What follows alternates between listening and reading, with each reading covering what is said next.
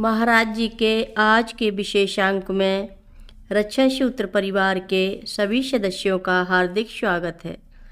बाबा जी के भक्तों को राम राम।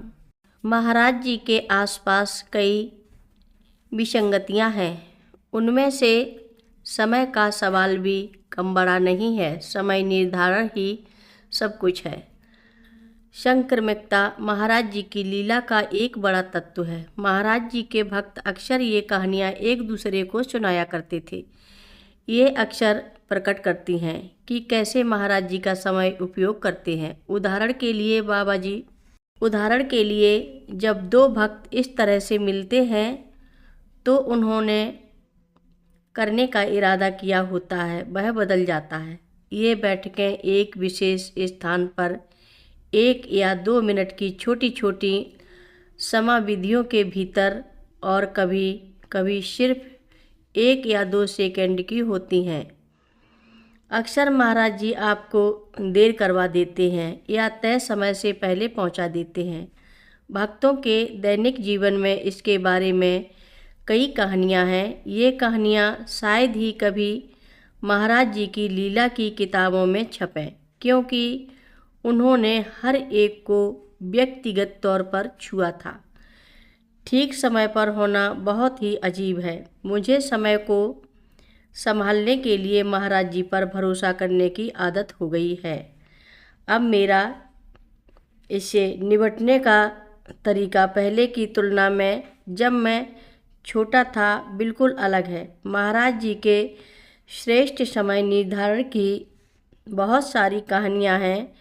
मैं हमेशा महाराज जी से समय के बारे में सुनने की कोशिश करता हूँ, जैसे मुझे कब स्थान बदलना चाहिए या फ़ोन करने के लिए सबसे अच्छा समय कौन सा रहेगा।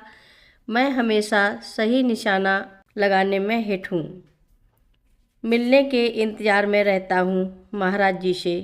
इसकी वजह से जब मैं यह सही ढंग से करता हूँ, मैं किसी को फ़ोन करता हूँ और वे कहते हैं, वाह, आपने बिल्कुल समय पर फ़ोन किया है।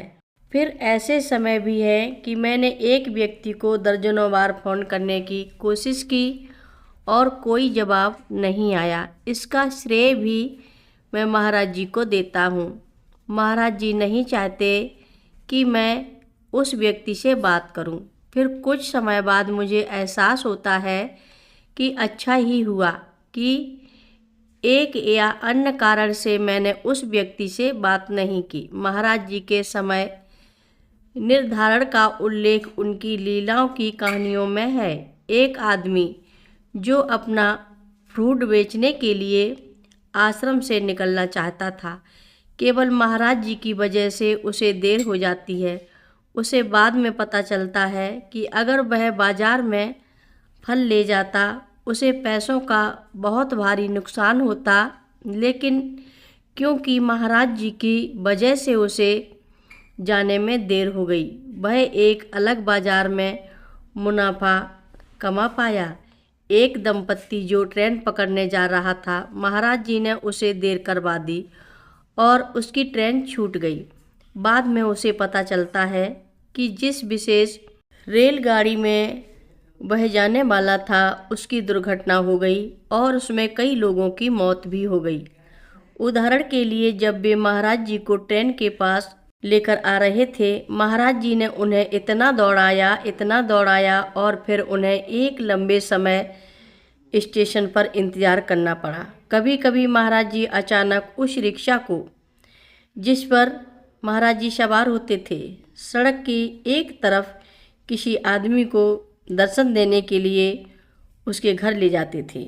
जब भक्त कहते थे कि उनकी ट्रेन निकल जाएगी, तो महाराज जी कहते थे कि ट्रेन देर से आएगी। निसंदेह ट्रेन देर से आती थी और निसंदेह महाराज जी की टोली स्टेशन पर बिल्कुल सही समय पर पहुंचती थी। ऐसा प्रतीत होता था कि महाराज जी स्वयं ही स्टेशन मास्टर हैं, क्योंकि उनके ही इशारे से ट्रेन चलती है। और बिल्कुल उसी स्थान पर महाराज जी खड़े होते थे जहां पहुंचकर उनकी गाड़ी के डिब्बे का दरवाज़ा खुलता था।